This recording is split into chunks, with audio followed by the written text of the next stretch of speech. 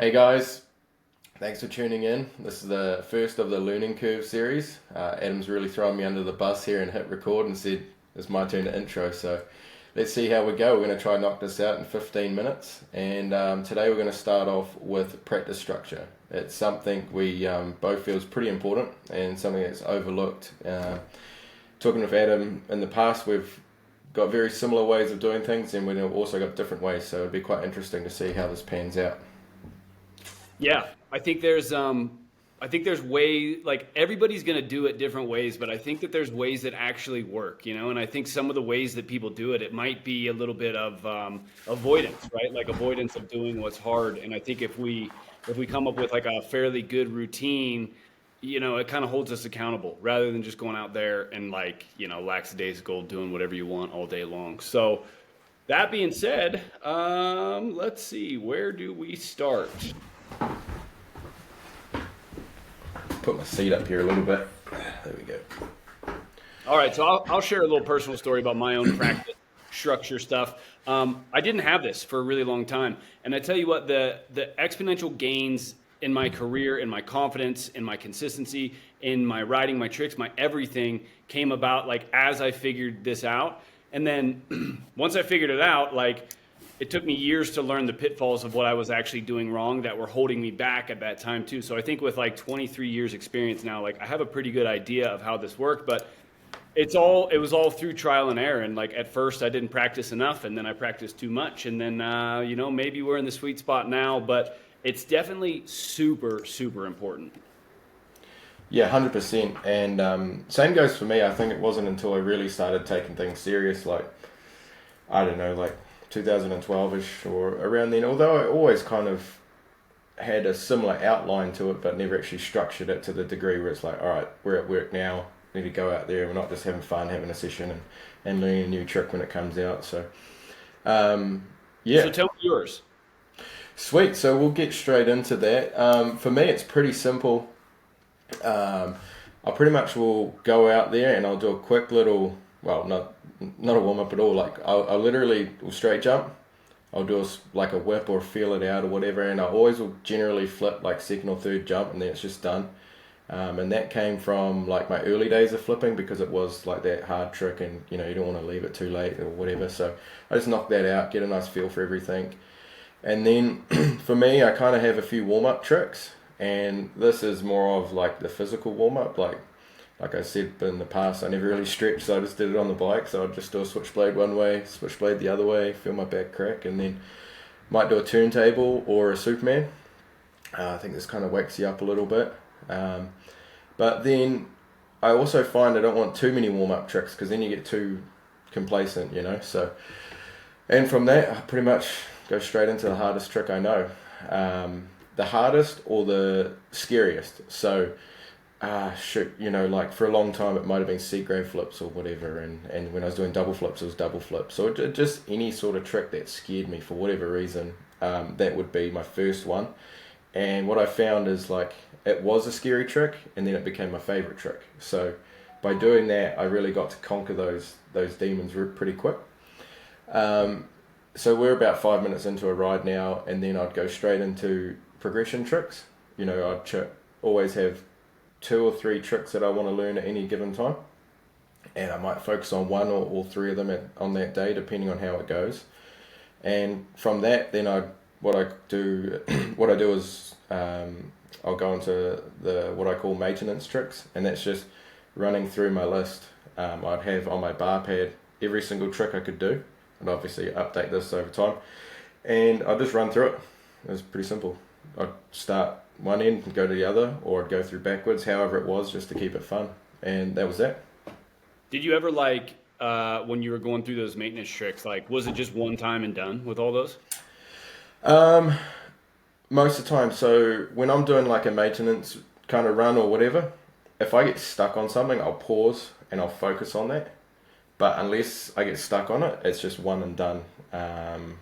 It was that simple for me. If I get stuck on it and I can knock it out two or three times, then primo on to the next. Yeah. Yeah, I was How the about same you? way. I was the same way. Like there were certain tricks that it's almost like a waste of your time and energy to do 3 times in a row. Like Yeah. I usually start my day out with like a seat grab indie, like standard. That's usually my first trick of every day is just a seat grab indie, right? Just like you said, back crack, warm you up. Yeah. There's no point in doing that 3 times for me. Like I'm never really gonna do that anywhere ever. It's just to get my body moving. So like, yeah, that makes sense. And then messing up that, like if I were to mess up, like go for a trick and I messed it up the first time, it was almost like, okay, well, you got to do that one 3 times now, because obviously the consistency's not there, or your mind's not there, or something like that. So I did it pretty similar, where I honed in on the 3 in a row, and I think the 2 are like, I don't think 2's enough, because sometimes I think if it's a trick that's really hard for you, like I think sometimes you can throw 2, you can always throw 1 out accidentally, right? And then like maybe you'll get 2. Yeah, definitely. But if you're going for like 3 in a row, it takes like a serious amount of confidence, consistency, and all that just to be able to do that. So for me, it was always like those harder tricks I needed to do 3 times in a row to be able to like let myself off of that. And I think that works really well. Like I wonder how much people take seriously repetition in their freestyle motocross practice sessions, because like I think it's mega important. Yeah, definitely. It's I think it all comes down to like muscle memory. Yeah. Like when it's go time, you're at a show or a comp, you got to go and knock it out first jump every single time. And for me, the best thing was just to turn my mind off and just ride. Like not even think about it. You're like, all right, go through the motions. And I got accused for that all the time when I was riding comps. It's like, you're not that exciting. Looks like you're running through the motions. I'm like, it's because I am. Like, I thought that's a good thing, But yeah, so that's that. How do you kind of structure yours? Before I move on to that though, like I think you're right. The muscle memory is super good, and you'll get that through repetition. And I think you'll also get confidence through repetition, which is then going to assure you mentally that you can zone out and just do the tricks when the time comes. Like if I go out and I do all my hardest tricks like 1 time in a day, that doesn't really there could be a little luck there, or like I could wing it out 1 time and be like, oh my gosh, that was a little sketchy, but like, well, we did it, we're moving on. I just don't think that that's super beneficial. Like you have to get the repetitions for confidence. But I was pretty similar on the structure, where like I jump literally 1 time. I do 1 straight jump, which is just like, okay, we're moving, and then I start into my tricks. And I think that's important, because like you don't want to get just too complacent with like not doing anything. So it's like 1 jump straight into it. I don't flip until like later in my section, but what you're saying makes a lot of sense, especially like if it's something that can like build the anticipation and the nerves in somebody, you're better to get it out right away. Like if I go to a weird setup, I'm riding somewhere away from home and I go to a weird setup and I jump a couple times and I'm like, oh, I think this one's going to be a little scary to flip. Yeah, then I'll flip it right away and just go, okay, we're good. But at home, no, I usually start with like tricks that are real easy to me, and I progress through all of my uprights that I want to do, and then I restart for flips. And like, it's kind of tough because it will wear me out a little bit. And like sometimes when it gets to like my hard flip tricks, which are literally like towards the end of the day, I'll be a little bit tired. So what I've done more recently is like when I was really struggling with cliffhangers, like I went out there and I got my warm up in and I did exactly what you said. And I just went to that thing. Like I went straight to cliffhanger flips and I was like, this is what we're working on today. Like screw everything else. All of my mental energy is going right here. And that actually really, really helped. Yeah, man. Like mental fitness is a real deal in freestyle. I noticed like, from when I finished riding, or even from injuries or whatever, but especially now, like, because I was riding so intermittently over the last 5 years, that if I wasn't riding enough, I'd get on the bike and I could have a 10-minute session of doing tricks. And then it's like 10, 15, 20, 30, and just keeping that concentration for that long is just like physical fitness, but a whole nother thing, So it's exactly what you're talking about. Yeah, it's like physical fitness, except for... you can't like power through it, No. I don't think you should. I think that's another thing, that we need to really touch on is the benefits of like stopping early with freestyle motocross, the benefits Yeah. of not like trying to push through that mental fatigue. Cause like I think freestyle motocross is so mental, like so mental.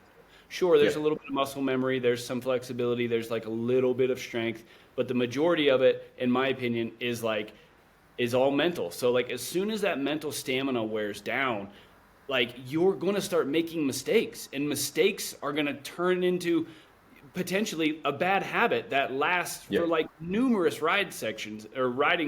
And like that's happened to me so many times in my career. I'd be coming up to a contest and I'm like, dude, I need to ride every day. And I Yeah. do a bad habit on day one, and then on day two it'd get worse. And by the time I got to the event on the weekend, dude, I was mentally like done. I was going to bomb my run because like that mistake that compounded through the week by not ever taking it second is this huge thing now. It's ingrained in you, eh? It's I think like that's a really good point to make, and like one thing I want to touch on is when you're learning a trick, if you ain't making progress after like 10 jumps, just knock it off for like go over water break, let the airbag down, go do whatever, or even wait to the next session. It's like if you start to consistently go backwards, stop. It's you're now ingraining those bad habits which you're talking about. And one other thing I just want to touch on why you mentioned it is it took me a very long time, like the last 2 or 3 years of my career, I understood this. Is one of the I think it's Matt Rabeau's dad said to him. Anyway, it's something like that. Like um, you've been riding a bike for 20 years. The last 2 days of riding before you go lead to a competition ain't gonna do bugger all. You know, you got 20 years experience, man. What's 2 days gonna do? So it's like having those 2 days off sometimes is not gonna change the outcome of the competition or the show, which I think is a real big thing, is to try and read that, which is what you're talking about. Yeah. Yeah, and Yeah, like that actually reminds me of just kind of like feeling the day out. This is another thing I wrote down to mention is like feeling the day out. If you get there yeah, and you have your mind set on like this big day of progression and I'm going to learn this new thing, and like right off the bat you're making these silly little mistakes and all this stuff, like I think we need to be like mentally strong and secure enough to reassess and say like, you know what? Today's going to be more about like fun and cruising and enjoying the process rather than trying to push myself, because like dude, sometimes it just doesn't click. Maybe you had a hard workout 2 days before that's still affecting you or whatever it is. Like you have to be so tuned into your body to know like it's not the time. I need to, I'll go really slow maybe, or I'll just build some confidence on some other stuff. But like I do that now. If I've been off the bike for a couple weeks, like doing who knows what, my first day back, I'm like, you know what? No expectations anymore. Let's go out and yeah, ride. And I end up feeling so much better, so much faster than when like I used to go out and on day one I'm like, we need 3 double grab flips today. I need perfect KOD flips, cliffhanger. Everything's got to be perfect, and it's like it's actually not a contest. So like just give yeah. yourself a little bit of grace and don't cement any bad habits. For sure, man. It's like you said, it's reading the day. I think for me, it's like there's three things I can read in a practice day. Is is a progress day. Am I feeling like good? Am I feeling froggy? Am I feeling a bit off, but I can still go out and maintain my tricks? Or do I just turn around and go home? Like I've literally done that when I was living in America and obviously had to travel to go riding. I'd drive like an hour some days to go ride.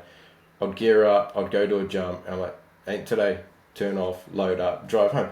And that was just it, man. It was just the way it went. But like I think that it wasn't all the time. That was a pretty rare occasion, but it just, you had those days. And I think being able to understand like you can actually go to the compound and not ride. If you're not feeling it, don't ride. And another thing I kind of like to factor in is how much progress have you been making lately?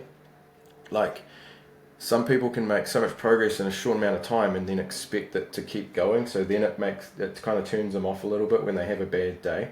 And then it's like, all right, man, if I've progressed so much in the last week, I probably need to have a couple maintenance rides, just Yeah, to that makes a lot of sense. solidify all of that. Like you need to climb up a level, you need to build your foundation, then climb your next level. You can't just keep climbing levels. Yeah. So I think those are real good points to make. And those are things that it took me 10, 15 years to start really. It's only Same. like, I don't know, I look back at my career and it's like the last 3 years of it, last 4 years of it, I was just like, man, that was actually quite cool, and like it was quite structured and fun. Whereas like the start of it was just chaos, until I really put any order into it. It's like I had good days and then I had bad days and I just couldn't make sense of it. But once you start to break it all down, you get a better understanding and you progress a lot faster, eh? Yeah. Yeah, man, I agree. Well, we just hit 15 minutes. I think that was like a great little breakdown of how a practice day should be. And like, key points is, I guess don't overdo it would be a key point, right? Don't overdo For it. sure, Focus 100%. on maintenance and progression on separate days sometimes, right? Like you can't always get it in one day. You gotta, Yep, like you said, that was a great analogy that if you want to climb, you gotta build your foundation before you can climb more. So don't yep. expect constant progression all the time. And yeah, some days if you're not feeling it, just go home. Which is funny that you say that because like my memories of you at all contests ever were like the most consistent guy in the field as far as like always putting your runs together and always throwing down and like you were smart about your practice. Whereas like during my career, I wasn't. And I was always like forcing myself through these like unbearable days of practice. And then they would always bite me. If you look back at my career, like I had sailors in runs more than I probably completed runs, which like sucks to look back on, but I did that to myself by having bad practice structure. It's not like I wasn't doing the work. It's that I didn't know how to do the work properly. For sure, for sure. I got a couple little things I'll add. I know we're going over time, but like what you're talking about with the competition practice is, I'm a firm believer we've got so much talent to use in a day. And once it's gone, it's gone. So like we'd be at these competitions and we could ride practice all day.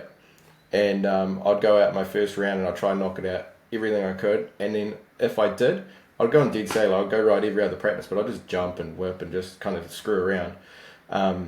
But I knew that when it came time, I wasn't worn out. And I had some practices I wouldn't even ride if I felt good. If some days I didn't feel good, so I had to work through every practice. But that was a big thing for me. And I guess one of the last things I really want to leave you guys with, and this is what I say to everyone who comes riding here, is every day we go riding, we've probably got a potential, and I don't know if you agree with this or not, Adam, but of progressing 1 to 2%. But we can, and that's on like a good ride, but we can lose 100% on a bad ride. So it's risk to reward. You've really always got to. I'm quite a logical thinker behind this stuff, and I've always thought that as like I could go this far ahead or I could come all the way back. And it's like the days where I'd go to the compound and turn around. It's like I'm wasting one day, but I have a potential to waste 6 to 12 months if it's a bad day or Yeah. worse. So. Kind of, right? Yeah. So I don't know. It's just a different perspective of thinking about it, and it's like I always say to the young fellas riding here, like freestyles. It's about survival. It's about enjoying it and making the most of it and having a ball of a time. But man, we've really got to survive it. It's quite a dangerous sport we live in, and we've got to respect it every time we get on a bike. I love it. It's great advice. Cool, man. That was All right. that was pretty fun. I like it. I liked it as well. Learning curve number 1. Thanks for tuning in, guys. Peace. See you next time.